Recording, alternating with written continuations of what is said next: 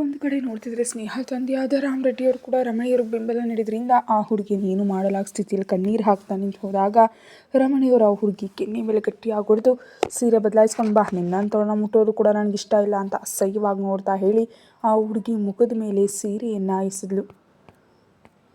ಅದೃಷ್ಟ ಇರಬೇಕು ಕನಿಷ್ಠ ಇಂಥ ಬಟ್ಟೆಗಳನ್ನ ನಿನ್ನಂಥ ಅನಾಥೆ ಮುಖಗಳು ಹಾಕ್ಕೊಳ್ಬೇಕಂದ್ರೆ. ಈ ಅದೃಷ್ಟ ಸಿಕ್ಕಿದ್ರೆ ಸಂತೋಷ ಪಡು ಅಂತ ಕಿರ್ಚಿ ರಾಮರೆಡ್ಡಿಯವ್ರನ್ನ ಹೊರಗೆ ಹೋಗೋದಕ್ಕೆ ಹೇಳಿ ಆ ಹುಡುಗಿ ಸಿದ್ದಾದ್ಮೇಲೆ ಮತ್ತೆ ಮಂಟಪದ ಮೇಲೆ ಕರ್ಕೊಂಡು ಹೋದ್ರು. ಈ ಬಾರಿ ಇಬ್ಬರನ್ನು ಪಕ್ಕದಲ್ಲಿ ಕೂರಿಸ್ತಿದ್ದಂತೆ ದೇವನ ಹೃದಯ ಬಡಿತ ಹೆಚ್ಚಾಗೋಗಿ, ಏನಿದು ಎಂದೂ ಇಲ್ಲದ್ದು ನನ್ನ ಹೃದಯ ಇಷ್ಟೊಂದು ವೇಗವಾಗಿ ಹೊಡ್ಕೊಳ್ತಿದೆ ಅಂತ ಅಂದ್ಕೊಳ್ತಾ ಕಿರುನಗುವಿನೊಂದಿಗೆ ಪಕ್ಕದಲ್ಲಿದ್ದ ತನ್ನ ಪ್ರೇಯಸಿಯೊಂದಿಗೆ ಮಾತಾಡ್ಬೇಕಂದ್ಕೊಂಡ. ಆದರೆ ಆ ಹುಡುಗಿ ಪಕ್ಕದಲ್ಲಿದ್ದ ಸ್ನೇಹ ತಾಯಿ ಇಬ್ಬರನ್ನು ಮಾತಾಡೋದಕ್ಕೆ ಬಿಡದೆ ಆ ಹುಡುಗಿಯೊಂದಿಗೆ ಏನೋ ಒಂದನ್ನು ಮಾತಾಡ್ತಾ ಇದ್ದಿದ್ದರಿಂದ ಅಸಹನೆಯಿಂದ ಮುಖ ಮುದುಡ್ಕೊಂಡ ದೇವ್.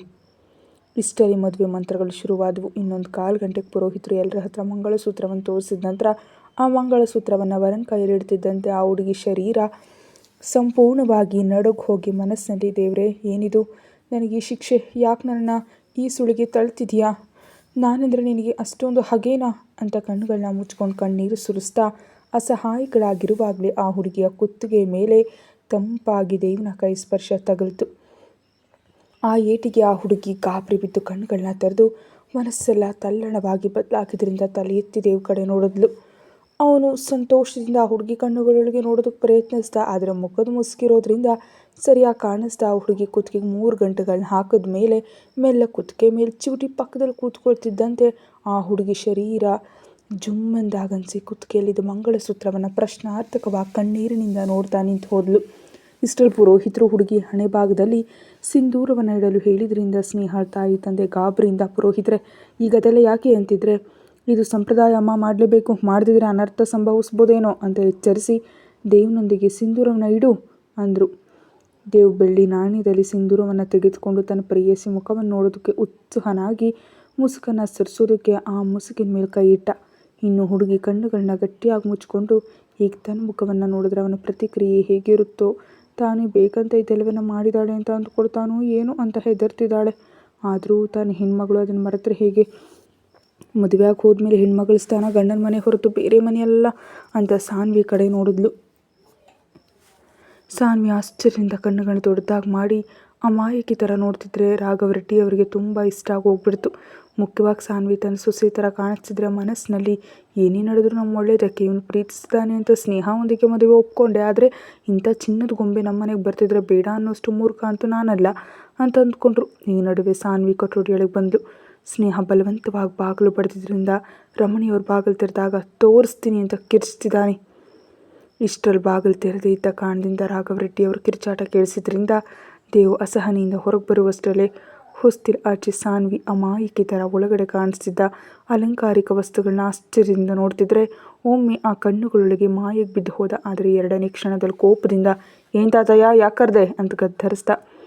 ಕೆಳಗೆ ಬಾ, ನಿನ್ನ ಜೊತೆ ಕೆಲಸ ಇದೆ ಅಂತ ಆಜ್ಞೆ ಮಾಡಿದ ಹಾಗೆ ಹೇಳ್ತಿದ್ದಂತೆ ದೇವ್ ತಪ್ಪದೆ ಕೆಳಗೆ ಬರಲಾಗಿ, ಹೀಗೆ ಬಂದಿಲ್ಲು ಅಂತ ಸಾನ್ವಿ ಪಕ್ಕದಲ್ಲಿ ಜಾಗವನ್ನು ತೋರಿಸಿ ಅಷ್ಟರಲ್ಲೇ ಕೆಲಸದವಳು ದೃಷ್ಟಿ ತೆಗೆಯೋದಕ್ಕೆ ತಟ್ಟೆಯನ್ನು ಹಿಡ್ಕೊಂಡಿರೋದನ್ನ ನೋಡಿ ಕೋಪದಿಂದ, ಈಗ ಈ ರೀತಿ ಗೃಹ ಪ್ರವೇಶಗಳಂಥದ್ದೆಲ್ಲ ಏನು ಅಗತ್ಯ ಇಲ್ಲ ತಾತಯ್ಯ, ನಾನಿನ್ನು ನನ್ನ ಇಷ್ಟದಿಂದ ಮದುವೆಯಾದ ಹುಡುಗಿನ ನನ್ನ ಹೆಂಡತಿಯಾಗಿ ಕರ್ಕೊಂಡು ಬಂದಿಲ್ಲ, ನನ್ನ ವಂಚಿಸಿ ಬಲವಂತವಾಗಿ ನನ್ನ ಹೆಂಡತಿ ಸ್ಥಾನಕ್ಕೆ ಬಂದ ಹುಡುಗಿನ ನೀವು ಕರ್ಕೊಂಡು ಬಂದಿದ್ದೀರಿ ಅಂತ ಕೋಪದಿಂದ ನೋಡ್ತಾ ಹೇಳ್ತಿದ್ದಂತೆ ಸಾನ್ವಿ ಮನಸ್ಸಿಗೆ ಚುಚ್ಚಿದಂತಾಗಿ ಸಂಕಟದಿಂದ ತಲೆ ತಗ್ಗಿಸ್ಕೊಂಡ್ಳು. ದೇವನ ಮಾತುಗಳಿಗೆ ರಾಘವರೆಡ್ಡಿಯವರು ಕೋಪದಿಂದ ದೇವ್ ಅಂತ ಕಿರಿಸ್ತಾ, ಮುಂದೆ ಬಂದು ಇಲ್ಲಿ ನಿಲ್ಲು ಅಂತ ಆಜ್ಞೆ ಮಾಡಿದ್ರಿಂದ ದೇವ್ ತನ್ನ ತಾತನ ಮೇಲಿರೋ ಗೌರವ ಮತ್ತು ಪ್ರೀತಿಯಿಂದ ತಪ್ಪದು ಅನ್ನುವಂತೆ ಸಾನ್ವಿ ಪಕ್ಕದಲ್ಲಿ ನಿಂತುಕೊಂಡು ಸಾನ್ವಿ ಕೈಯನ್ನು ಹಿಡಿದು ತನ್ನ ಇಡೀ ಬಲವನ್ನು ತೋರಿಸ್ತಾ ಮೂಳೆಗಳು ಮುರಿಯುವಷ್ಟು ಗಟ್ಟಿಯಾಗಿ ಹಿಡ್ಕೊಂಡ. ಅಷ್ಟು ನೋವಾಗ್ತಿದ್ರು ಸಹ ಸಾನ್ವಿ ಸಣ್ಣದಾಗಿ ಕಿರ್ಚೋದಾಗಲಿ ಅಥವಾ ನೋವನ್ನು ಮುಖದಲ್ಲಿ ತೋರಿಸೋದಾಗಲಿ ಮಾಡದೆ ತಲೆಯನ್ನು ಕೆಳಗೆ ಹಾಕಿ ನಿಂತಿರೋದನ್ನು ನೋಡಿದ ದೇವ್ ಆಶ್ಚರ್ಯದಿಂದ ಸಾನ್ವಿ ಕಡೆ ನೋಡ್ತಾ, ಈ ಏಟು ಇವಳಿಗೆ ಸಾಕಾಗ್ಲಿಲ್ವೇನೋ ಅಂದ್ಕೊಳ್ತಾ ಇನ್ನೂ ಗಟ್ಟಿಯಾಗಿ ಹಿಡ್ಕೊಳ್ಳಲಾಗಿ ಸಾನ್ವಿ ನೋವಿನಿಂದ ಒಮ್ಮೆ ದೇವ್ನ ಕಡೆ ನೋಡಿದ್ಲು. ಆ ನೋಟಕ್ಕೆ ತೃಪ್ತನಾದ ದೇವ್ ಒಂದು ಸಣ್ಣ ನಗುವಿನೊಂದಿಗೆ ಸಾನ್ವಿ ಕಿವಿ ಹತ್ರ ಹೋಗಿ, ಈಗಲೇ ಏನು ನೋಡಿದ್ಯಾ, ಮುಂದಿದೆ ನಿನಗೆ ಮಾರಿ ಹಬ್ಬ, ನನ್ನ ಜೀವನದೊಳಗೆ ಬಲವಂತವಾಗಿ ಬಂದೆ ಅಲ್ವಾ, ಬಲವಂತ ಸಂಬಂಧದಲ್ಲಿದ್ದರೆ ಹೇಗಿರುತ್ತೆ ಇನ್ನು ಮುಂದೆ ನೀನು ನೋಡ್ತೀಯ ಅಂತ ಹೇಳಿ ನೇರವಾಗಿ ನಿಲ್ಲತ್ಲೆ ಕೆಲಸದವಳು ದೃಷ್ಟಿ ತೆಗೆದ್ಲು. ಅದು ಮುಗಿತಿದ್ದಂತೆ ದೇವ್ ಒಳಗಡೆ ಬರ್ತಿದ್ರೆ ರಾಘವರೆಡ್ಡಿ ಅವರು ಕಿರುನಗುವಿನೊಂದಿಗೆ, ನಿಲ್ಲೋ ಮಗನೇ, ಮುಂಚೆ ಹೆಸರುಗಳನ್ನ ಹೇಳ್ಕೊಂಡು ಒಳಗಡೆ ಬನ್ನಿ ಅಂದರು. ಆ ಮಾತಿಗೆ ಸಾನ್ವಿ ನಡುಗ್ ಹೋಗ್ತಿದ್ರೆ ದೇವ್ ಅಸಹನೆಯಿಂದ ರಾಘವರೆಡ್ಡಿಯವ್ರ ಕಡೆ ನೋಡ್ತಾ, ಇವಳ ಹೆಸರು ಕೂಡ ನಂಗೆ ಗೊತ್ತಿಲ್ಲ ತಾತಯ್ಯ, ಇನ್ನು ಹೇಗೆ ಹೇಳು ಅಂತೀಯಾ? ಇವೆಲ್ಲವೂ ನನಗಿಷ್ಟ ಇಲ್ಲ ತಾತಯ್ಯ, ದಯವಿಟ್ಟು ನನ್ನ ಒಳಗಡೆ ಹೋಗೋದಕ್ಕೆ ಬಿಡು ಅಂತ ಕೇಳಿದ್ರಿಂದ ರಾಘವರೆಡ್ಡಿಯವರು ಕಿರುನಗುವಿನೊಂದಿಗೆ, ಹಾಗೆ ಹೇಗೆ ಹೋಗೋದಕ್ಕೆ ಬಿಡಲಿ, ಹುಡುಗಿ ಹೆಸರು ಶ್ರೀ ಸಾನ್ವಿ, ಈಗ ಹೆಸರು ಹೇಳು ಅಂದರು. ದೇವ್ ಇನ್ನೂ ತಪ್ಪದು ಅನ್ನುವಂತೆ ಮುಷ್ಟಿ ಬಿಗಿದು ಹಲ್ಲು ಕಡ್ಕೊಂಡು, ನಾನು ಶ್ರೀ ಸಾನ್ವಿ ಬಂದಿದ್ದೀನಿ ಅನ್ನಲಾಗಿ ಶ್ರೀ ಸಾನ್ವಿ ಭಯಪಡ್ದ ದೇವ್ನ ಕಡೆ ಒಮ್ಮೆ ನೋಡಿ ರಾಘವರೆಡ್ಡಿಯವ್ರ ಕಡೆ ನೋಡ್ತಿದ್ದಂತೆ ಅವ್ರ ಕಣ್ಣುಗಳಿಂದಲೇ ಹೇಳು ಅನ್ನುವಂತೆ ಸನ್ನೆ ಮಾಡಿದ್ರಿಂದ ಸಾನ್ವಿ ನಡುಗ್ತಿರೋ ಗಂಟಲಿಂದ, ನಾನು ನನ್ನ ಪತಿ ದೇವ್ ಬಂದಿದ್ದೀವಿ ಅಂದ್ಲು. ಸಾನ್ವಿ ಬಾಯಿಂದ ತನ್ನ ಹೆಸರು ತನಗೆ ಹೊಸ್ತಾ ಕೇಳಿಸ್ತಿದ್ರೆ ಒಂದು ಕ್ಷಣ ಸಾನ್ವಿ ಕಡೆ ನೋಡಿದ್ದೆ ತಕ್ಷಣ ಚೇತರಿಸ್ಕೊಂಡು ಸಾನ್ವಿ ಕೈಯನ್ನು ಮತ್ತೊಮ್ಮೆ ಗಟ್ಟಿಯಾಗುತ್ತಿ ಊದ್ಕೊಳ್ಳುವಂತೆ ಮಾಡಿಬಿಟ್ಟ. ಸಾನ್ವಿಗಿಂತ ಮುಂಚೆ ಒಳಗಡೆ ಬಂದು, ನನ್ನ ತೊಂದರೆಗೆ ದೂಡಬೇಡ ತಾತಯ್ಯ ಅಂತ ಗಂಭೀರವಾಗಿ ಹೇಳಿ ತನ್ನ ಕೊಠಡಿಗೆ ಹೋಗಿ ಬಾಗಿಲು ಮುಚ್ಕೊಂಡ. ತದನಂತರ ಒಳಗಡೆ ಹೆಜ್ಜೆ ಇಟ್ಟ ಸಾನ್ವಿಗೆ ರಾಘವರೆಡ್ಡಿಯವ್ರ ದೇವ್ರ ಕೋಣೆಯನ್ನು ತೋರಿಸ್ತಾ, ಆ ದೇವ್ರ ಕೋಣೆ ಹೋಗಿ ದೀಪ ಹಚ್ಚಿ ಬಾರಮ್ಮ ಅಂತ ಹೇಳಿದ್ರಿಂದ ಸಾನ್ವಿ ಸರಿ ಅಂತ ಹೇಳಿ ನಿಧಾನವಾಗಿ ಹೆಜ್ಜೆ ಇಟ್ಲು. ಸಾನ್ವಿ ದೀಪ ಇಟ್ಟು ಭಕ್ತಿಯಿಂದ 2 ಕೈಗಳನ್ನ ಜೋಡಿಸಿ ಕಣ್ಣುಗಳು ಮುಚ್ಕೊಂಡು, ನನ್ನ ಯಾಕೆ ಈ ಮನೆ ಸೊಸೆಯನ್ನಾಗಿ ಮಾಡಿದೆಯೋ ಗೊತ್ತಿಲ್ಲ ಸ್ವಾಮಿ, ಆದರೆ ನನ್ನಿಂದ ಇಲ್ಲಿರೋ ಯಾರಿಗೂ ಯಾವುದೇ ರೀತಿ ತೊಂದರೆ ಆಗಬಾರ್ದು ಅಷ್ಟೇ ಸಾಕು. ನನ್ನಿಂದ ಏನಾದರೂ ಕೆಟ್ಟ ಕೆಲಸ ನಡೆಯೋದಾದರೆ ಅವ್ರಿಗಿಂತ ಮುಂಚೆ ಅದು ನನಗೆ ಆಗುವಂತ ಮಾಡಪ್ಪ, ಇಲ್ಲದಿದ್ದರೆ ಈ ಮನೆಯಿಂದ ನನ್ನ ಹೊಟ್ಟು ಹೋಗುವಂತ ಮಾಡಿ ಸ್ವಾಮಿ, ಇಷ್ಟಕ್ಕಿಂತ ನನಗೆ ಬೇರೆ ಆಸೆಗಳಿಲ್ಲ. ಈ ಮನೆಯವ್ರು ನನಗೆ ತಿಳಿದವರೆಲ್ಲರೂ ಸಂತೋಷವಾಗಿ ಕ್ಷೇಮವಾಗಿರಬೇಕು ಅಂತ ಬೇಡ್ಕೊಂಡು ಹೊರಗೆ ಬಂದ ನಂತರ ರಾಘವರೆಡ್ಡಿಯವರು ಆಲೋಚಿಸಿ, ನೀನು ನನ್ನ ಮೊಮ್ಮಗನ ಕೊಠಡಿಗೆ ಹೋಗಿ ಸಾನ್ವಿ ಅಂದರು. ಅಷ್ಟೇ, ಸಾನ್ವಿ ಏನೋ ಕೇಳಬಾರ್ದು ಮಾತನ್ನು ಕೇಳಿದ ಕಣ್ಣುಗಳನ್ನ ದೊಡ್ಡದು ಮಾಡಿ, ಏನು ಮಾತಾಡ್ತಿದ್ದೀರಿ ತಾತಯ್ಯ ಅಂತ ನಡುಗ್ತಿರೋ ಗಂಟಲಿನಲ್ಲಿ ಕೇಳಿದ್ಲು. ಹೌದಮ್ಮ, ನಿಜಾನೇ ಹೇಳ್ತಿದ್ದೀನಿ ಹೋಗು ಅಂತ ಪಕ್ಕದಲ್ಲಿದ್ದ ಕೆಲಸದವಳಿಗೆ ದೇವ್ ಕೊಠಡಿಯನ್ನು ತೋರಿಸು ಅಂತ ಹೇಳಿದ್ರಿಂದ ಸಾನ್ವಿ ಹೆದರ್ತಾ ರಾಘವರೆಡ್ಡಿಯವ್ರ ಕಡೆ ಒಮ್ಮೆ ನೋಡಿ, ತಾತಯ್ಯ ಹೀಗೆ ಹೋಗಬಾರ್ದು ತಾನೇ, ಮದುವೆ ಆದ ತಕ್ಷಣ ಪತಿ ಕೊಠಡಿಗಳಿಗೆ 2-3 ದಿನಗಳು ಕಳೆದು ಹೋಗ್ತೀನಿ ತಾತಯ್ಯ, ಈ ಮನೆಯಲ್ಲಿ ಇಷ್ಟೊಂದು ಕೊಠಡಿಗಳು ಇವೆಲ್ಲ, ಒಂದು ಕೊಠಡಿಯನ್ನು ನಾನು ಕೊಡಿ ಅಂತ ಅಮಾಯಕಿ ಥರ ಕೇಳಿದ್ಲು.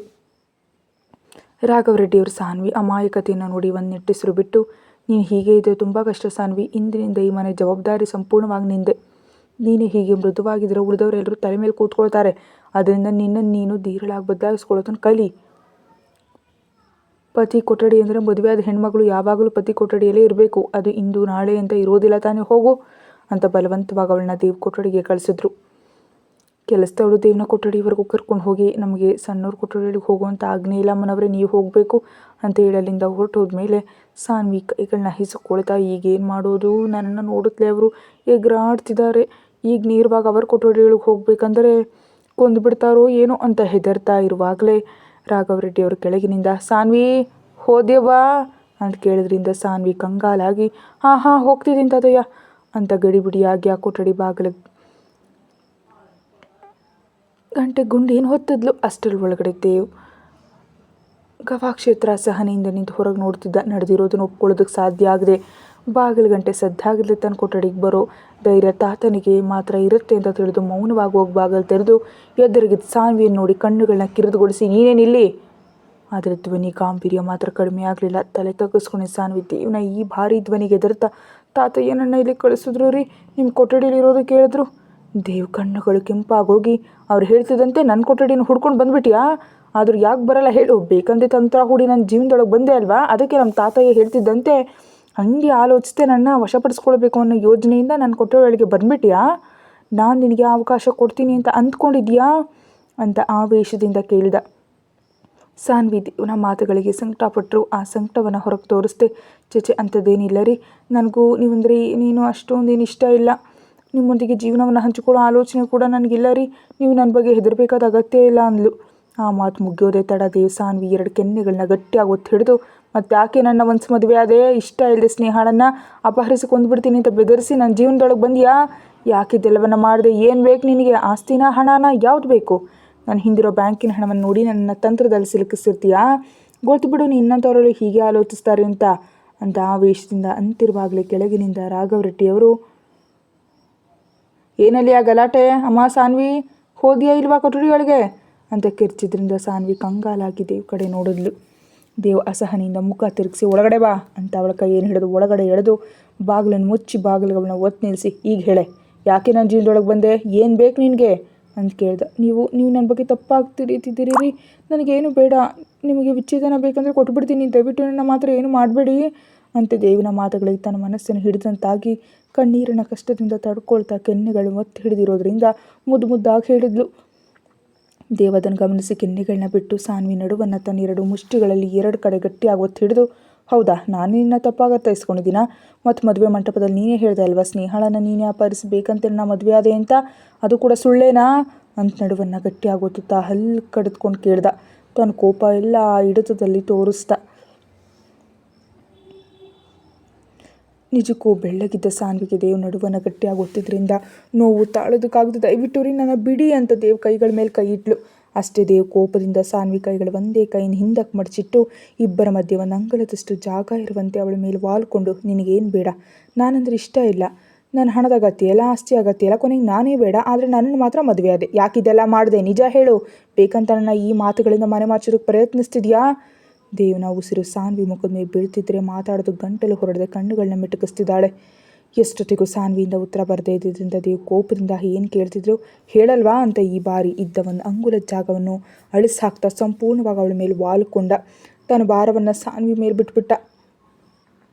ಸಾನ್ವಿ ಹೆದರ್ತಾ ಉಸಿರು ಬಿಡ್ತಾ ಮಾತು ಹೊರಗೆ ಬರದೆ ಬಾಯದಿಂದ ದೇವ್ ಕಡೆ ನೋಡ್ತಿದ್ರೆ ದೇವ್ ಕೋಪದಿಂದ, ಏನೇ ಆ ನೋಟ, ನುಂಗ್ ಹಾಕುವಂತ ನೋಡ್ತಿದ್ಯಾ, ಇಳಿಸು ಕಣ್ಗಳನ್ನ, ನನ್ನ ಕಡೆ ಇನ್ನೊಮ್ಮೆ ಆಗ ನೋಡಿದೆ ಅಂದರೆ ಕಣ್ಗಳು ಕಿತ್ತು ಹಾಕ್ಬಿಡ್ತೀನಿ ಅಂತ ಕಿರ್ಚ್ದ. ಅಷ್ಟೇ ಸಾನ್ವಿ ಹೆದರಿ ತಲೆಯನ್ನು ಕೆಳಗೆ ಹಾಕ್ಬಿಟ್ಲು. ತನ್ನ ಮಾತುಗಳಿಗೆ ಸಾನ್ವಿ ನೀಡೋ ಆ ಮುಖಭಾವಗಳಿಗೆ ದೇವ್ ತುಟಿಗಳ ಮೇಲೆ ಅಷ್ಟೊಂದು ಕೋಪದಲ್ಲೂ ಕಿರುನಗು ಮೂಡ್ತು. ಆದರೂ ಅದನ್ನು ಗಮನಿಸೋ ಪರಿಸ್ಥಿತಿಯಲ್ಲಿ ದೇವ್ ಇರಲಿಲ್ಲ. ಇಷ್ಟರಲ್ಲಿ ಸಾನ್ವಿ ದೇವ್ನ ಕಾಲಿನ ಹೆಬ್ಬೆರಳಿನಿಂದ ಮೆಲ್ಲಗೆ ರಕ್ತ ಬರ್ತಿರೋದು ನೋಡಿ, ಅಯ್ಯೋ ಏನಾಯ್ತು ರೀ, ನಿಮ್ಮ ಬೆರಳಿಗೆ ರಕ್ತ ಬರ್ತಿದೆ ಅಂತ ಕಂಗಾಲಾಗಿ ಕೇಳ್ತಾ ದೇವ್ನ ಎದೆ ಮೇಲೆ ಕೈ ಇಟ್ಟು ಹಿಂದಕ್ಕೆ ತಳ್ಳಿ ಕೆಳಗೆ ಕೂತು ದೇವ್ ಪಾದವನ್ನು ಹಿಡ್ಕೊಂಡ್ಲು. ದೇವ್ ಸಾನ್ವಿ ಮಾಡಿದ ಕೆಲಸಕ್ಕೆ ಆಶ್ಚರ್ಯಚಕಿತನ ಕಣ್ಣುಗಳನ್ನ ದೊಡ್ಡದು ಮಾಡಿ ಸಾನ್ವಿ ಕಡೆ ನೋಡ್ತಿದ್ರೆ ಸಾನ್ವಿ ಹೇಳ್ತಾ, ಅಯ್ಯೋ ತುಂಬ ರಕ್ತ ಹೋಗ್ತಿದೆ ರೀ, ಹೀಗೇಗೆ ಮಾಡ್ಕೊಂಡ್ರಿ, ನಿಮ್ಮ ಕೋಪ ಅಂದರೆ ಅದನ್ನು ನನ್ನ ಮೇಲೆ ತೋರಿಸಿ, ಆದರೆ ನಿಮಗೆ ನೀವೇ ಈ ರೀತಿ ಗಾಯ ಮಾಡ್ಕೊಳ್ಬೇಡಿ ಅಂತ ತನ್ನ ಸೀರೆ ಸೆರಗಿನಿಂದ ಆ ರಕ್ತವನ್ನು ಒರೆಸಿ ಫಸ್ಟ್ ಏಡ್ ಬಾಕ್ಸ್ ಇದೆಯಾ ಅಂತ ಅಳುತ್ತಲೇ ಕೇಳಿದ್ಲು. ದೇವೇನು ಉತ್ತರ ಹೇಳಿದೆ ವಿಸ್ಮಯದಿಂದ ಸಾನ್ವಿ ಕಡೆ ನೋಡ್ತಾ ಮನಸ್ಸಿನಲ್ಲಿ, ನನಗೆ ಗಾಯ ಆದರೆ ಉಳಿಯಾಕ ಅಳು ಬರ್ತಿದೆ, ಇವಳು ನಟಿಸ್ತಿದ್ದಾಳೋ ಇಲ್ಲದ್ರೆ ನಿಜವಾಗಿ ಇವಳಿಗೆ ಏನು ತಿಳಿಯೋದು, ಮುಂಚೆ ನಿಜಕ್ಕೂ ಏನು ನಡೆದಿದೆ ಅಂತ ತಿಳ್ಕೊಳ್ಬೇಕು, ಆಮೇಲೆ ಇವಳು ವಿಷಯ ತೀರ್ಮಾನಿಸ್ಬೇಕಂತ ಅಂದ್ಕೊಂಡು ಸಾನ್ವಿ ಕೈಯೊಳಗಿಂದ ತನ್ನ ಕಾಲನ್ನು ತೆಗೆದುಕೊಂಡು, ಇದಕ್ಕಿಂತ ದೊಡ್ಡ ಗಾಯ ನನ್ನ ಮನಸ್ಸಿಗಾಗಿದೆ ಬಿಡು, ಇದೊಂದು ಲೆಕ್ಕನೇ ಇಲ್ಲ ಅಂತ ಸಿಟ್ಟಿನಿಂದ ಹೇಳಿ ಹೊರಟೋದ್ರೆ ಸಾನ್ವಿ ಹಾಗೆ ಕೆಳಗೆ ಕೂತು ಅಳುತ್ತಾ ಮುಖವನ್ನು ಅಂಗೈಯಲ್ಲಿ ಬಚ್ಚಿಟ್ಕೊಂಡ್ಳು. 5 ನಿಮಿಷ ಕಳೆದರೂ ಸಾನ್ವಿ ಅಳುವಿನ ವೇಗ ಕಡಿಮೆ ಆಗಲಿಲ್ಲ. ಬಾಗಿಲು ಮುಚ್ಕೊಳ್ಳದೇ ಇದ್ದಿದ್ದರಿಂದ ಅಳುವನ್ನು ಕೇಳ್ತಿದ್ದ ದೇವಿ ಕಿರಿಕಿರಿಯಿಂದ ಅನುಭವಿಸಿ ವೇಗವಾಗಿ ಒಳಗಡೆ ಬಂದು ಸಾನ್ವಿ ಎದುರು ನಿಂತು, ನೀನು ಅಳು ನೋಡ್ತಿದ್ರೆ ನಂಗೆ ತುಂಬ ಸಿಟ್ಟು ಬರ್ತಿದೆ, ಹೆಣ್ಮಗಳಾಗಿದ್ದ ತಕ್ಷಣಕ್ಕೆ ಸಣ್ಣ ಸಣ್ಣ ವಿಷಯಗಳು ಅಳೋದೇನಾ, ಧೈರ್ಯದಿಂದ ಯಾವುದನ್ನು ಎದುರಿಸೋದು ಬರಲ್ವಾ ನಿನಗೆ? ಒಂದು ವೇಳೆ ನಾನು ನಿನ್ನ ತಪ್ಪು ತಿಳ್ಕೊಂಡ್ರೆ ನನ್ನ ತಪ್ಪೇನೇನು ಇಲ್ಲ ಅಂತ ನಿರೂಪಿಸ್ಕೊಳ್ಬೇಕು, ಇಲ್ಲ ಅಂದರೆ ನನ್ನಿಂದ ದೂರ ಹೋಗಬೇಕು, ಅದು ಕೂಡ ಮಾಡೋದಕ್ಕೆ ಸಾಧ್ಯ ಆಗದಿದ್ದರೆ ನನ್ನನ್ನು ಧೈರ್ಯದಿಂದ ಎದುರಿಸಬೇಕು, ಅಷ್ಟೇ ಹೊರತಿಗೆ ಏಡಿ ಅಂತ ಅಳ್ತಾರಾ, ಮುಂಚೆ ಅಳುನ ನಿಲ್ಲಿಸು ಅಂದ. ಸಾನ್ವಿ ಎದರ್ತ ದೇವ್ ಕಡೆ ನೋಡ್ತಾ ಬಿಕ್ಕಳಿಕೆ ಬರ್ತಿದ್ರೆ ಕಷ್ಟದಿಂದ ಬಾಯಿ ಮೇಲೆ ಕೈಯ ಅಡ್ಡ ಇಟ್ಕೊಂಡು ತಡೆಯೋದಕ್ಕೆ ಪ್ರಯತ್ನಿಸಿದ್ಲು. ಅದನ್ನು ನೋಡಿ ದೇವ್ ಮುಖ ಪಕ್ಕಕ್ಕೆ ತಿರುಗಿಸಿ 2 ಕ್ಷಣಗಳ ಕಣ್ಣುಗಳನ್ನ ಮುಚ್ಚಿ ಭಾರವಾಗಿ ಉಸಿರು ತೆಗೆದುಬಿಟ್ಟು ಸಾನ್ವಿ ಕೈಯನ್ನು ಹಿಡಿದು ಮೇಲೆ ಕೆತ್ತಿ ನೀರವಾಗಿ ಸ್ನಾನತ್ಕೊಂಡು ಕರ್ಕೊಂಡು ಹೋಗಿ ಮುಖ ತೊಳ್ಕೊಂಡು ಆ ಅಳೋ ಮುಖವನ್ನು ಸ್ವಚ್ಛ ಮಾಡ್ಕೊಂಡು ಬಾ, ಹೀಗೆ ನನ್ನ ಹತ್ರ ಪ್ರತಿದಿನ ನಿನ್ನ ಕೆನ್ನೆಗಳು ಊದ್ಕೊಳ್ತಾನೆ ಇರುತ್ತೆ, ನೆನಪಿಟ್ಕೋ ಅಂತ ಗಟ್ಟಿ ಧ್ವನಿಯಲ್ಲಿ ಹೇಳಿ ಅವಳನ್ನ ಕರ್ಕೊಂಡೋಗಿ ಸ್ನಾನದ ಕೋಣೆಯಲ್ಲಿ ಬಿಟ್ಟು ಹೊರಗಿನಿಂದ ಬಾಗಿಲು ಮುಚ್ಚಿದ. ಅಲ್ಲಿವರೆಗೂ ಭಯದಿಂದ ನಡಗ ಹೋಗಿದ್ದ ಸಾನ್ವಿ ಆ ಸ್ನಾನದ ಕೋಣೆ ಕಡೆ ನೋಡಿ ಕಣ್ಣುಗಳನ್ನ ದೊಡ್ಡದು ಮಾಡಿ ಅಮ್ಮೋ ಅಂತ ಬಾಯಿ ಮೇಲೆ ಕೈಗಳನ್ನ ಅಡ್ಡ ಇಟ್ಕೊಂಡ್ಲು. ಯಾಕಂದರೆ ಇದುವರೆಗೆ ಸಾನ್ವಿ ಸಣ್ಣ ಹೆಂಚಿನ ಮನೆ ಅಂತ ಒಬ್ಬರು ಮಾತ್ರ ಇರ್ಬೋದಾದ ಹೊರಗಿನ ಸಣ್ಣ ಮನೆಯಲ್ಲಿ ಒಂದು ನಾರು ಮಂಚ ಸಣ್ಣ ಕಟ್ಟು, ಅದರ ಮೇಲೆ ಅಡುಗೆಗೆ ಬೇಕಾದ ಪಾತ್ರೆಗಳಿದ್ರೆ ಆ ಮನೆ ಹೊರಗಿನ ಪಕ್ಕದಲ್ಲೇ ಹೊಂದ್ಕೊಂಡಿದ್ದು ಒಂದು ಸಣ್ಣ ಸ್ನಾನದ ಕೋಣೆ, ಇನ್ನು ಆ ಸ್ನಾನದ ಕೋಣೆ ಕೂಡ ಒಬ್ಬ ಮನುಷ್ಯನ ನಿಂತರೆ ಇಕ್ಕಟ್ಟಾಗಿರೋಷ್ಟಿತ್ತು. ಅಂಥ ಮನೆಯಲ್ಲಿದ್ದ ತನಗೆ ಈಗ ಆ ಸ್ನಾನದ ಕೋಣೆ ಅಷ್ಟೊಂದು ದೊಡ್ಡದಾಗಿ ವಿಶಾಲವಾಗಿ ಅದರಲ್ಲೂ ರಂಗಿನ ಉಪಕರಣಗಳೊಂದಿಗೆ ಇರೋದನ್ನು ನೋಡಿ ಕಣ್ಣುಗಳ ದೊಡ್ಡದು ಮಾಡಿ ಅವಳು ಯಾವಾಗ ನಿಂತು ಹೋಯಿತು ಎಂಬುದನ್ನು ಗಮನಿಸ್ತಾ ವಿಚಿತ್ರವಾಗಿ ಅದ್ಭುತವಾಗಿ ಅವಳನ್ನ ನೋಡ್ತಾ ಒಂದೊಂದನೇ ಮೆಲ್ಲಗೆ ಮುಡ್ತಾ ಸಣ್ಣ ಮಕ್ಕಳಂತೆ ಆನಂದ ಪಡ್ತಾ ಹಾಗೆ ಎಷ್ಟು ಸಮಯ ಇದ್ಲೋ ಗೊತ್ತಿಲ್ಲ, ಆದರೆ ಸರಿ ಸುಮಾರು 20 ನಿಮಿಷಗಳಾದರೂ ಸಾನ್ವಿ ಹೊರಗೆ ಬರೆದಿದ್ದರಿಂದ ದೇವ್ ಗೊಂದಲದಿಂದ ಈ ಹುಡುಗಿ ಸ್ನಾನ ಮಾಡ್ತಿದ್ದಾಳೋ ಇಲ್ದಿದ್ರೆ ಅಲ್ಲೇ ಕೂತು ಮತ್ತೊಮ್ಮೆ ಹೇಳ್ತಿದ್ದಾಳೋ, ಕನಿಷ್ಠ ನೀರಿನ ಶಬ್ದ ಕೂಡ ಬರ್ತಿಲ್ಲ ಯಾಕೆ ಅಂತ ಅಂದ್ಕೊಂಡು ಹೊರಗೆ ಬಾಗಿಲು ಹಾಕಿದ್ರಿಂದ 2 ನಿಮಿಷ ಬಾಗಿಲು ಬಡ್ದ. ಆದರೆ ಒಳಗಿನಿಂದ ಯಾವುದೇ ಪ್ರತಿಕ್ರಿಯೆ ಬರ್ತಿದ್ರಿಂದ ಅವಳು ಹೇಗಿದ್ರೂ ಸರಿ ಎದುರಿಸಲೇಬೇಕಂತ ನಿರ್ಧರಿಸಿ ಬಾಗಿಲು ತೆರೆದು ಎದುರಿಗಿದ್ದ ಜಲಧಾರೆ ಕೆಳಗೆ ನೀರಿನಲ್ಲಿ ಸಣ್ಣ ಮಕ್ಕಳು ಮಳೆ ಹನಿಗಳು ಬಿದ್ದಾಗ ಅಂಗೈಯಲ್ಲಿ ಹಿಡಿದು ಚಿಮ್ಮಿಸುವಂತೆ ಚಿಮ್ಮಿಸ್ತಾ ನಗ್ತಿದ್ದ ಸಾನ್ವಿಯನ್ನು ನೋಡಿ ಆಶ್ಚರ್ಯಚಕಿತನಾದ. ದೇವ್ ಬಂದಿರೋದನ್ನು ಗಮನಿಸಿದ ಪರಿಸ್ಥಿತಿಯಲ್ಲಿ ಇದ್ಲು ಅವಳು ಸ್ನಾನದ ಕೋಣೆ ಒಂದೊಂದನ್ನು ಮುಟ್ತಿದ್ದ ಸಮಯದಲ್ಲಿ ಆಕಸ್ಮಿಕವಾಗಿ ಅದು ಒತ್ತಲ್ಪಟ್ಟಿತ್ತು ನೀರ್ದು. ಅದು ನೀರು ಬಂದಿರಲಿಲ್ಲ, ಆದರೆ ತಾನಾಗಿ ಸಾನ್ವಿ ಎಲ್ಲವನ್ನ ನೋಡ್ತಾ ಶವರ್ ಕೆಳಗೆ ಬಂದ ಸಮಯದಲ್ಲಿ ನೀರು ಬರ್ತಿತ್ತು. ಕಿರ್ಚಬೇಕು ಅಂದ್ಕೊಂಡು ಆದರೆ ಮಳೆ ಹನಿಗಳಂತೆ ಬೀಳ್ತಿರೋದ್ರಿಂದ ಹಾಯ್ ತುಂಬ ಚೆನ್ನಾಗಿದೆಯಲ್ಲ, ಮಳೆ ಆಕಾಶದಿಂದ ಮೇಲೇ ಹೀಗೆ ಬೀಳ್ತಿದೆ, ಎಷ್ಟು ಚೆನ್ನಾಗಿ ಜೋಡಿಸಿದ್ದಾರೆ ಇದನ್ನು ಅಂತ ವಿಚಿತ್ರವಾಗಿ ಅಂದ್ಕೊಳ್ತಾ ನೀರಿನೊಂದಿಗೆ ಆಟ ಆಡ್ತಾ ಸಮಯ ಕಳೀತಿದ್ದಾಳೆ. ಇಷ್ಟಲ್ಲದೆ ಒಳಗಡೆ ಬಂದು ಒದ್ದೆ ಆಗ್ತಾ ಆಟ ಆಡ್ತಿರೋ ಸಾನ್ವಿ ತನ್ನ ಕಣ್ಣುಗಳು ನಿಜವಾಗಿಯೂ ಸಣ್ಣ ಮಗುವಿನಂತ ಕಂಡ್ರು. ತದನಂತರ ಅವನ ನೋಟ ನಿಧಾನವಾಗಿ ಕೆಳಗೆ ಇಳಿತಾ ಸುಂದರವಾದ ನೇರಳೆ ಹಣ್ಣುಗಳಂತ ಕಣ್ಣುಗಳನ್ನ ಅತ್ತ ಇತ್ತ ತಿರುಗಿಸ್ತಾ ನಗ್ತಿರುವಾಗಿ ಅದ್ಭುತವಾಗಿ ಕಾಣಿಸಿದ್ಲು. ಇನ್ನು ಕೆಳಗಿಳಿದು ಗಿಳಿ ಮೂಗಿನಂಥ ಮೂಗು ನೀರಿನಲ್ಲಿ ಒದ್ದೆ ಆಗಿದ್ದರಿಂದ ಸ್ವಲ್ಪ ಕೆಂಪು ಬಣ್ಣಕ್ಕೆ ತಿರುಗಿತ್ತು. ಅದರಲ್ಲಿರೋ ಮೂಗುತಿಂತೂ ತುಂಬ ಅಂದವಾಗಿ ಕಾಣ್ತಿತ್ತು. ದೇವ್ ಕಣ್ಣುಗಳನ್ನ ಸರಿಸೋದಕ್ಕೂ ಸಾಧ್ಯ ಆಗಲಿಲ್ಲ ಅವಳಿಂದ. ಹಾಗೆ ಕಷ್ಟದಿಂದ ಇನ್ನೊಂಚೂರು ನೋಟವನ್ನು ಕೆಳಗಿಳಿಸಲಾಗಿ ತೊಂಡೆ ಹಣ್ಣಿನಂತೆ ಕೆಂಪುಗಿರೋ ತುಟಿಗಳು ಬಾ ಅಂತ ಕೈ ಬೀಸಿ ಕರಿತಿರುವಂತೆ ಅನ್ನಿಸ್ತು. ಮುಖ್ಯವಾಗಿ ಕೆಳಗಿನ ತುಟಿ ಎಡಭಾಗದ ಸಣ್ಣ ಪುಟ್ಟು ಮಚ್ಚೆ ಆ ತುಟಿಗಳಿಗೆ ತನ್ನ ಮುಖಕ್ಕೆ ಸೌಂದರ್ಯದ ಚುಕ್ಕೆ ಅಂತ ನಿಂತು ಹೋಗಿದ್ರೆ ತನ್ನ ನೋಟವನ್ನು ಕಷ್ಟದಿಂದ ಪಕ್ಕಕ್ಕೆ ಬದಲಾಯಿಸಿ ಕೆಂಪು ಬಣ್ಣದಲ್ಲಿ ಕಚ್ಚಬೇಕು ಅನ್ನಿಷ್ಟು ಮುದ್ದಾಗಿರೋದ್ರಿಂದ ಹಬ್ಬ ಅಂದ್ಕೊಳ್ತಾ ಎದೆ ಮೇಲೆ ಕೈ ಇಟ್ಕೊಂಡ. ಹಾಗೆ ಇನ್ನೊಂಚೂರು ಕೆಳಗಿಳಿದು ಕಟ್ಟದ ಮಧ್ಯೆ ಸಣ್ಣ ರಂಧ್ರದಂತೆ ಮಧ್ಯಕ್ಕೆ ಭಾಗದಾಗ ಬಂದಿತ್ತು ಅವಳು ನಗ್ತಿರೋ ಅವಳ ಮುಖದಲ್ಲಿ. ಒಟ್ಟಾರೆಯಾಗಿ ಸಾನ್ವಿ ನೋಡೋದಕ್ಕೂ ದೇವ ಕನ್ಯೆಯು ತನ್ನ ಮುನ್ನ ಸಾಲದೇನೋ ಅನ್ನುವಷ್ಟು ಅಂದವಾಗಿ ಕಾಣಿಸಿದ್ರಿಂದ ದೇವ್ ವೇಗವಾಗಿ ಹೊಡ್ಕೊಳ್ತಿದ್ದ ಹೃದಯದ ಮೇಲೆ ಕೈ ಇಟ್ಟು ತನ್ನ ನೋಟವನ್ನು ತಡಬಡಾಯಿಸದೆ ಇನ್ನೊಂಚೂರು ಕೆಳಗಿಳಿಸ್ದ. ಶಂಕದಂಥ ಕುತ್ತಿಗೆ ಮೇಲೆ ಮೂಳೆ ಸುಲಭವಾಗಿ ಕಾಣಿಸಿದ್ರೆ ಅದನ್ನು ಅಭಿಷೇಕ ಮಾಡದೆ ತನ್ನ ತುಟಿಗಳು ಯಾಕೆ ಎನ್ನುವಂತೆ ತನ್ನಲ್ಲೇ ಬೈದ್ಕೊಳ್ತಾ ಕಷ್ಟದಿಂದ ಉಸಿರು ನುಂಗ್ತಾ ಏನು ಮಾಡ್ತಿದ್ಯಾ ಅಂತ ತೀಕ್ಷ್ಣ ನೋಟದಿಂದ ಸಣ್ಣ ಧ್ವನಿಯಲ್ಲಿ ಕೇಳ್ದ. ತನ್ನದೇ ಲೋಕದಲ್ಲಿದ್ದ ಸಾನ್ವಿ ದೇವನನ್ನು ನೋಡಿದೆ. ದೇವರ ಪ್ರಶ್ನೆಗೆ ಮಳೆಯಲ್ಲಿ ಆಟ ಆಡ್ತಿದ್ದೀನಿ ರೀ, ಎಷ್ಟು ಚೆನ್ನಾಗಿದೆ, ಮಳೆ ತುಂಬ ಚೆನ್ನಾಗಿದೆ, ಮೊದಲ ಬಾರಿ ನೋಡ್ತಿದ್ದೀನಿ ನಾನು ಹೀಗೆ ಮಳೆ ಬೀಳೋದನ್ನು ಅಂತ ಸಣ್ಣ ಮಕ್ಕಳಂತೆ ನೆಗೀತಾ ಅಂದ್ಲು. ಅವಳ ನೆಗೆತವನ್ನು ನೋಡಿ ದೇವನ ತುಟಿಗಳ ಮೇಲೆ ಕಿರುನಗೆ ಮೂಡಿ ಹೌದಾ ಅನ್ನುತ್ತಾ ಸಾನ್ವಿ ಎದುರು ನಿಂತ್ಕೊಂಡ. ತುಂಬ ಹತ್ತಿರದಲ್ಲಿದ್ದ ದೇವಧ್ವನಿಗೆ ಸಾನ್ವಿ ಎದರಿದ ಹಾಗೆ ಬೆದರಿದ ಕಣ್ಣುಗಳಿಂದ ಅವನ ಕಡೆ ನೋಡಿದ್ಲು. ಅಷ್ಟೇ ಹೃದಯ ನಿಂತು ಹೋದಾಗ ಮುಖ ಭಾವನೆಯ ನೀಡಿ ಕ್ಷಮಿಸಿ ದೇವರೇ, ನಾನು ಬೇಕಂತ ಮಾಡಲಿಲ್ಲ, ನನ್ನ ಹೊಡಿಬೇಡಿ ದಯವಿಟ್ಟು ರೀ ಅಂತ ಭಯದಿಂದ ಅಂತ ಕಣ್ಣುಗಳು ಮುಚ್ಕೊಂಡ್ಳು. ದೇವ್ ಕಣ್ಣುಗಳನ್ನ ಕಿರಿದುಗೊಳಿಸಿ ಅವಳ ಮೊಣಕಾಯನ್ನು ಹಿಡಿದು ಹತ್ರ ಕೆಳೆದು ನಾನು ಯಾಕೆ ನಿನ್ನ ಹೊಡಿತೀನಿ, ಆದರೂ ನಾನೇ ನಿನ್ನ ಒಳಗಡೆ ಕಳಿಸ್ದೆ, ಆ ವಿಷಯ ಮರೆತು ಹೋದ್ಯಾ, ಸ್ನಾನ ಮಾಡಬಾ ಅಂದರೆ ಇಲ್ಲಿ ನೆಗೆದಿದೆಯಲ್ಲ, ಯಾಕಮ್ಮ ಸ್ನಾನ ಮಾಡೋ ಆಸೆ ಇಲ್ವಾ ಅಂತ ಗಂಭೀರವಾಗಿ ಕೇಳ್ದ.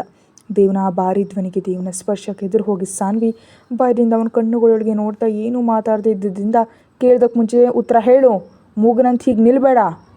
ಸಾನ್ವಿ ಗಟ್ಟಿಯ ಕಣ್ಣುಗಳು ಮುಚ್ಕೊಂಡು ನನಗಿಲ್ಲಿ ಯಾವುದನ್ನು ಹೇಗೆ ಬಳಸ್ಬೇಕಂತ ಗೊತ್ತಿಲ್ಲ ರೀ, ಇಲ್ಲಿ ಎಲ್ಲವೂ ಹೊಸದಾಗಿ ಕಾಣಿಸ್ತಿದೆ, ನನಗೆ ನಿಜಕ್ಕೂ ಏನೂ ಅರ್ಥ ಆಗ್ತಿಲ್ಲ, ಇದು ಕೂಡ ಮೇಲಿಂದ ಮಳೆ ಬೀಳ್ತಿದ್ರೆ ಆಟ ಆಡ್ತಿದ್ದೀನಿ ಅಷ್ಟೇ ಹೊರತು ಬೇಕಂತ ಆನ್ ಮಾಡಿದ್ದಲ್ಲ ಇದು, ನಾನು ಯಾವುದನ್ನು ಮುಟ್ಟಿಲ್ಲ ಅಂತ ಹೆದರ್ತಾ ಹೇಳಿ ಕಣ್ಣುಗಳನ್ನ ತೆರೆದ ಅವಳಿಗೆ ಕಣ್ಣುಗಳನ್ನ ದೊಡ್ಡದಾಗಿ ಮಾಡಿ ತನ್ನ ಕಡೆ ನೋಡ್ತಾ ಸ್ನಾನದ ಕೋಣೆಯನ್ನು ಬಳಸ್ಕೊಳ್ಳೋದು ಕೂಡ ಗೊತ್ತಿಲ್ವಾ ನಿನಗೆ, ಅಂದರೆ ಸ್ನಾನ ಮಾಡುವಾಗ ಸ್ನಾನದ ಕೋಣೆಯಲ್ಲಿ ನೀರನ್ನು ಹೇಗೆ ಬಳಸ್ಕೊಳ್ಬೇಕಂತ ತಿಳಿಯೋದಾ ಅಂದ. ಅಯ್ಯಯ್ಯೋ ಹಾಗೇನಿಲ್ಲ ರೀ, ಗೊತ್ತು, ಆದರೆ ಇಲ್ಲಿ ಬಕೆಟ್ ಇಲ್ಲ, ಏನೂ ಇಲ್ಲ, ಹೇಗೆ ಮಾಡ್ತೀವಿ ಸ್ನಾನ ನೀವೇ ಹೇಳಿ ಅಂತ ಭಯದಿಂದ ಅಂತಿದ್ರೆ ದೇವ್ ಸಾನ್ವಿ ಕಣ್ಣುಗಳಿಗೆ ನೇರವಾಗಿ ನೋಡ್ತಾ ನೀನು ನಿಜವಾಗಿಯೂ ಆ ರಾಮರೆಡ್ಡಿಯವ್ರ ಮನೆಯ ಕೆಲಸದವಳೇನಾ, ಅಷ್ಟು ದೊಡ್ಡ ಮನೆಯಲ್ಲಿ ಕೆಲಸದವಳಾಗಿದ್ವಿ ಇಂಥ ಸ್ನಾನದ ಕೋಣೆಗಳ ಬಗ್ಗೆ ತಿಳಿದಿದ್ರೆ ಹೇಗೆ ನಂಬುವಂತೀಯ ಹೇಳು ಅಂದ. ಅದೇನಿಲ್ಲ ರೀ, ನಿಜವಾಗಿ ನನಗೆ ಇದ್ರ ಬಗ್ಗೆ ಗೊತ್ತಿಲ್ಲ, ಇಷ್ಟಕ್ಕಿಂತ ಇನ್ನು ಏನು ಕೇಳಿಬಿಡಿ ಪ್ಲೀಸ್ ಅಂತ ಸಾನ್ವಿ ಅಳ್ತಾ ಅಂತಿದ್ದಂತೆ ಛೇ ಹಬ್ಬ ನಿನ್ನ ಬಿಟ್ಟು ಹೋಗ್ಬೇಕಿತ್ತಲ್ಲ ಅಂತ ನಾನೇ ಅಂದ್ಕೊಳ್ಬೇಕು, ಸರಿ ನಾನು ಹೇಳ್ಕೊಡ್ತೀನಿ ನೀನು ಬಳಸ್ಕೊಂಡು ಬಾ ಅಂತ ಶಾಂಪೂ, ಸ್ನಾನ ದ್ರವ, ಸ್ನಾನ ಸೋಪು, ಬಿಸಿನೀರು ಎಲ್ಲವನ್ನ ಹೇಗೆ ಬಳಸ್ಬೇಕಂತ ಸಂಪೂರ್ಣವಾಗಿ ವಿವರಿಸಿ ಹೇಳಿ ಅರ್ಥ ಆಯ್ತಾ, ಈಗಲಾದರೂ ಬೇಗ ನೀನು ಸ್ನಾನ ಮಾಡಿ ಬಂದರೆ ನಾನು ಮುಖ ತೊಳಿಬೇಕು, ನಂಗೆ ತುಂಬ ಕಿರಿಕಿರಿ ಆಗ್ತಿದೆ ಅಂತ ಇನ್ನು ಪಂಚೆ ಹುಡುಗಿಯಲ್ಲಿ ಒದ್ದೆ ಆಗಿರೋ ತನ್ನಂತ ನೋಡ್ಕೊಳ್ತಾ ಹೇಳಿ ಒಮ್ಮೆ ಆಶೀರ್ವಾದಂತೆ ಸಾನ್ವಿನ ಮೇಲಿಂದ ಕೆಳಗಿರುವವರೆಗೆ ನೋಡಿ ಉಫ್ ಅಂತ ಉಸಿರು ಬಿಟ್ಟು ಇನ್ನೊಂದು ಬಾರಿ ಹೀಗೆ ಒದ್ದೆಯಾಗಿ ಮಾತ್ರ ನಾನು ಎದುರು ನಿಲ್ಬೇಡ ಅಂತ ಭಾರಿ ಧ್ವನಿಯಲ್ಲಿ ಹೇಳಿ ಹೊರಗೆ ಹೋಗಿ ನಿಂತ್ಕೊಂಡು ಹಬ್ಬ ಏನಂದವೋ ಅವಳದು ಮುಖ್ಯವಾಗಿ ಪುಟ್ಟು ಮಚ್ಚ ಹಬ್ಬ ಎಷ್ಟು ಸುಂದರವಾಗಿದೆ, ನೋಡಿದ್ಲೆ ಕಚ್ಚಬೇಕನ್ಸುತ್ತೆ ಅಂತ ಸಾನ್ವಿ ಊಹೆಗಳೊಳಗೆ ಮುಳುಗ್ತಾ ಊಹೆಗಳಲ್ಲಿ ಅವಳನ್ನ ಮುಟ್ಟದಾಗ ಅನುಭವಿಸ್ತಾ ದೇವ್ರಟ್ಟು ಹೋಗ್ತಿದ್ದಂತೆ ಸಾನ್ವಿ ಇದೇ ಮೇಲೆ ಕೈ ಇಟ್ಕೊಂಡು ಏನು ಮಾತು ಹೇಳಿದ್ರು ದೇವರು ತುಂಬ ಒಳ್ಳೆಯವರಂತಿದ್ದಾರೆ, ಸ್ನೇಹ ಮೇಡಮ್ ಥರ ನಿಜಕ್ಕೂ ಇಲ್ಲ ಇವರು, ಎಷ್ಟು ಚೆನ್ನಾಗಿ ವಿವರಿಸಿದ್ರು ನಿಜಕ್ಕೂ ಕೋಪಿಸ್ಕೊಳ್ಳಿಲ್ಲ, ಬೇಸರ ಪಡಲಿಲ್ಲ, ನಾನು ಮಾಡೋ ಕೆಲಸಗಳಿಗೆ ಆ ಮಾತ್ರ ಬೇಸರ ಪಡೋದು ಸಹಜ ತಾನೇ ಅಂತ ತನಗೆ ತಾನೇ ಸಮಾಧಾನ ಮಾಡ್ಕೊಂಡು ಸಂತೋಷವಾಗಿ ಒಡವೆಗಳನ್ನೆಲ್ಲ ತೆಗೆದು ಅಲ್ಲೇ ಇದ್ದ ಕಪಾಟಿನಂಥ ಜಾಗದಲ್ಲಿಟ್ಟು ಅಂದವಾಗಿ ಸ್ನಾನ ಮಾಡಿ ಕೂದಲಿನ ಮೇಲಿದ್ದ ಜೀರಿಗೆ ಬೆಲ್ಲನೆಲ್ಲ ಸಂಪೂರ್ಣವಾಗಿ ತೊಳೆದುಕೊಂಡು 1 ಗಂಟೆ ನಂತರ ಅಮ್ಮಯ್ಯ ಅಂತ ನಿರಾಳವಾಯಿತು ಅಂದ್ಕೊಂಡು ತಕ್ಷಣ ಒಂದು ಕ್ಷಣವೂ ತಡ ಮಾಡಿದೆ ಅಂತ ಒಮ್ಮೆಲೆ ಗಟ್ಟಿಯಾಗಿ ಕಿರ್ಚಿದ್ಲು. ಆ ಕಿರ್ಚಾಟಕ್ಕೆ ದೇವ್ ಗಾಬರಿಯಿಂದ ಏನಾಯಿತು ಅಂದ್ಕೊಂಡು ಗಬಗಬನೆ ಸ್ನಾನದ ಕೋಣೆ ಹತ್ರ ಬಂದು ಬಾಗಿಲ ಮೇಲೆ ತಡ್ತಾ ಏನಾಯಿತು ಅಂತ ಕೇಳಿದ್ರು. ಒಳಗಿನ ಸಮಾಧಾನ ಬರದೇ ಇದ್ದಿದ್ದರಿಂದ ಇನ್ನು ಕಿರ್ಚಾಟ ದೊಡ್ಡದಾಗಿದ್ದರಿಂದ ಏನಾಯಿತು ಏನು ಅಂತ ಸಾನ್ವಿ ಬಾಗಿಲು ಹಾಕೊಳ್ಳದೆ ಇದ್ದಿದ್ದರಿಂದ ಬಾಗಿಲಿನ ತಳ್ಳಿ ಒಳಗಡೆ ಹೋದ ದೇವ್ ಶವರ್ ಕೆಳಗೆ ನಿಂತಿರೋ ಸಾನ್ವಿಯನ್ನು ನೋಡಿ ಕಣ್ಣುಗಳನ್ನ ದೊಡ್ಡದಾಗಿ ಮಾಡ್ದ. ನೋಟವನ್ನು ಬದಲಾಯಿಸೋದನ್ನು ಮರೆತು ಹೋಗಿ